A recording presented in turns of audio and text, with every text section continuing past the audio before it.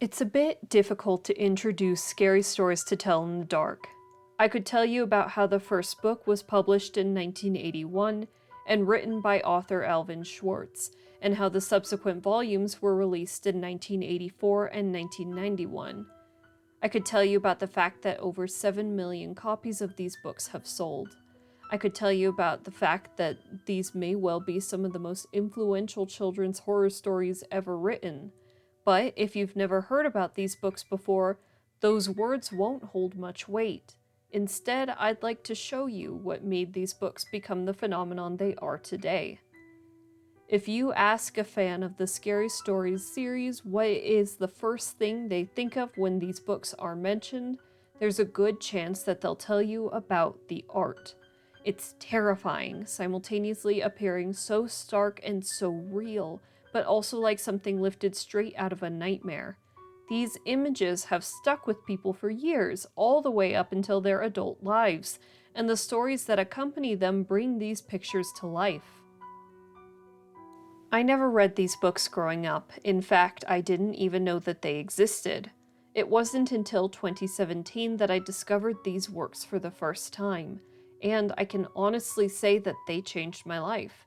And that's not something I say lightly or that I feel about many pieces of art or fiction. If you've never heard of this series before, I hope I can share with you something that I find to be incredibly special.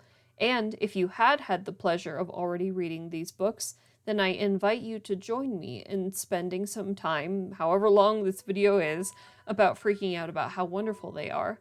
If I time this video right, it should be dropping right on Halloween, so happy Halloween! Let's talk about some scary stories. I was very cowardly as a child when it came to media. Nearly every movie I saw had scenes in it that were capable of frightening me to the point of tears, and I couldn't handle horror movies at all. My family had a hard time watching movies with me because I was so sensitive about everything. Even Disney movies could set me off. I hated that Bear and the Fox and the Hound, and The Forest and Snow White was like my worst nightmare, and it gave me these weird tree with faces phobias for years. Once I walked into my older sister's room while she was watching The Secret of Nim, and it ruined my life.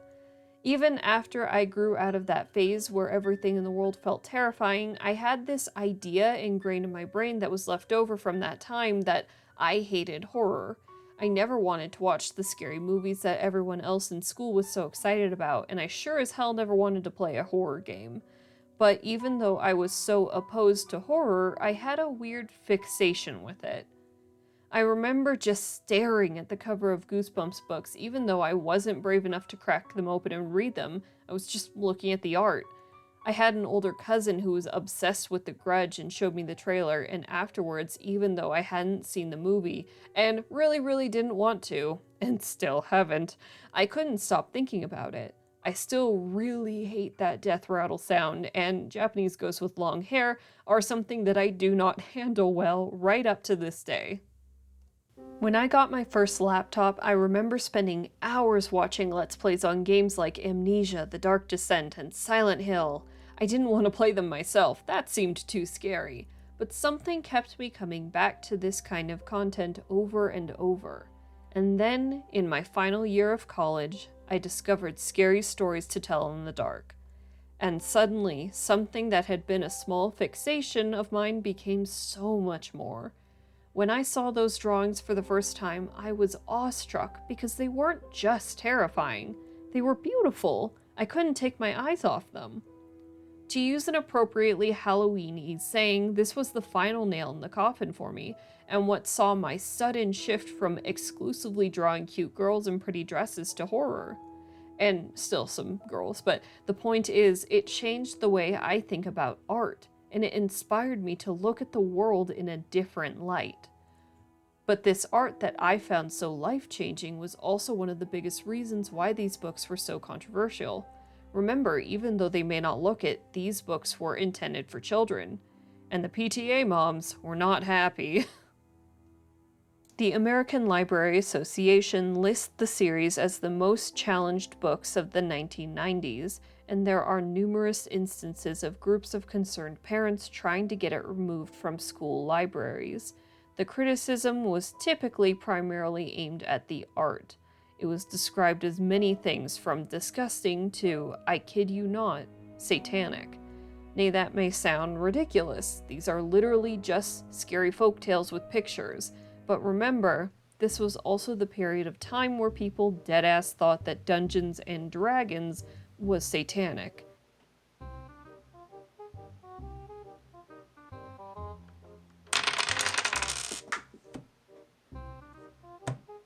One concerned individual contended that because the bad guys always win in the stories, which is not true, that there are no morals to be learned, which isn't how morals in stories work. The books have made the most challenged book list many times, and again as recently as 2012, but unfortunately it only scored an 8 that time, falling below the illustrious champion of parental outrage, Captain Underpants, and I don't know the criteria of what goes into making these lists, and I'm sure a lot of it has to do with age-appropriate content, more so than inappropriate content, but Captain Underpants not only beats Scary Stories, it also beat 50 Shades of Grey. One would expect Alvin Schwartz to have been somewhat disillusioned by the negative attentions that the books were receiving due to all the press coverage. But according to an interview he had in response to a Christian group trying to get the books taken down, he was actually thrilled. And despite the outrage, the book sold really well, and that was kind of what he figured would happen. And it wasn't all negative attention. The book had its defenders who saw the way the children loved them, and who saw kids really excited about reading and how these stories captured their imaginations. But the angry voices just kept growing louder, and in 2011, the books were re-released with new art done by Brett Helquest to appease the critics. I love Brett Helquest. I love his work in A Series of Unfortunate Events. I think his style is charming and wonderful, and his illustrations for Scary Stories weren't technically bad, but by the time that they did this re-release, you already had an entire generation of kids who had grown up with these books and who loved these books for that old art, and they were not having this, and God, can you blame them? These new versions feel flat without Stephen Gamble's art, like they've had that ethereal, nightmarish quality sucked right out of them to be replaced with vaguely spooky whimsy. It's not the same, and during this time fans grew rabid for their old versions. Even well-used dog-eared copies of these books could sell for over $200. Finally, in 2017, they re-released the books with their original art. There might have been too many reasons there. So thankfully, it's very easy to get the books for a reasonable price now. And you know, the whole controversy is just so silly because so much of it is surface level. I haven't even really gotten to talk about the stories, because nearly all of the reactionary anger over these books were about the illustrations and not about the content. These people were literally judging the books by their covers, because in my opinion, these stories are absolutely age appropriate. And you can tell because the family-friendly ones literally just changed the art. All of the stories were the same, nothing there was edited or sugar-coated. And yeah, they're scary, there's death, there's rotting, there's murderers and monsters. But Alvin Schwartz was good at his job. The folktales he gathered were not at all child appropriate, but he tells them in ways that children can handle. Many folktales have morals or warnings embedded in their content, and these are no different. Harold is the story about a scarecrow that two farmers made in the image of another man, named Harold, that the two both hated. Initially, the men are just fooling around and pretending to hold conversations with the scarecrow, but they start using it as an outlet for their own frustration when they were having bad days. They were sick and tired of eating the same food day after day, so they wiped it on Harold's face and laughed. As time goes on, Harold seems to become more and more animate and lifelike, but the farmers come up with excuses to justify it in their heads and continue to mistreat the scarecrow. And predictably, Harold eventually comes to life and helps himself to a lovely slice of revenge pie. Whether you interpret this story as a warning against bullying or abusive parenting or anything else, it's pretty clear that the sentiment is, you probably shouldn't be an asshole. And a lot of these stories have either these types of lessons, or they reflect the societal anxieties of whatever culture they originated from. The hearse song was a tune sung by soldiers in the First World War. The original lyrics were much more somber, but the version in Scary Stories is a bit grosser and over the top. This change makes it less sad and a bit more silly, which makes it a lot more palatable for kids without undermining its meaning. And that's the cool thing about these stories. Alvin has detailed sections explaining the origin of each tale and how he changed them to be more appropriate for children, and where you can look if you want to read more about them. It's great. Some of the stories aren't even intended just to be read. There are some performative pieces where the idea behind the tale is to be told to an audience, and it usually ends with the storyteller attempting to scare them by jumping at them and screaming at the end. An actual jump scare, if you will. There are even stories that aren't intended to be scary at all. They're funny. They take these horror tropes and they turn them on their heads, and it makes for some pretty cute jokes. There's some interesting tidbits in the notes section as well. The part that really caught my eye was the section on ghosts, because in it, Schwartz reassures the readers that most ghosts aren't dangerous, they're just lost souls. He recommends talking to them and seeing if you could help. I think the biggest reason why this little section was so notable to me was I wish someone had told me this when I was a kid. These days, I'm not much of a supernatural person unless we're talking about the BuzzFeed Unsolved variety, but when I was a kid, I was terrified of ghosts. I just really like the sentiment of teaching children that their knee-jerk instinct shouldn't be one of repulsion, but of compassion. Honestly, these note sections are some of my favorite parts of these books. If you pick up a copy, make sure not to glaze over these parts. There's some really interesting stuff in here. And speaking of interesting, let's look at that art now. It should be noted that Stephen Gammell is a very private man. He doesn't do interviews, and there aren't videos of him at work. So while I've seen it reported that he uses charcoal and ink for these pieces, I'm not completely certain that these were the only mediums that he used.